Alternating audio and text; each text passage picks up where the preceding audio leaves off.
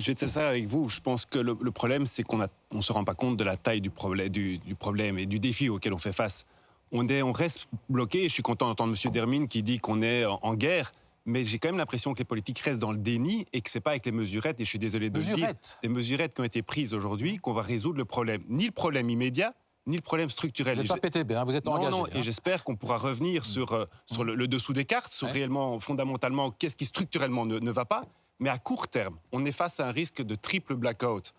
Un blackout social et économique. Social, on en a déjà parlé, mais économique aussi. Quand on parle d'entreprise, on parle du gérant du McDonald's, on parle du gérant d'un Carrefour Express. Ces gens-là, demain, ne savent pas comment ils vont pouvoir s'en sortir. Oui, c'est ça. Et on a aussi un blackout politique, et là je rejoins ce qui a été dit. On a un risque aujourd'hui, si on ne prend pas des mesures beaucoup plus radicales, et il y a moyen de le faire, parce qu'on nous a d'abord dit que ce n'était pas possible, puis maintenant on prend 400 euros, vous voulez bloquer les prix, et de fixer un prix stratégique beaucoup plus fondamental que celui-là.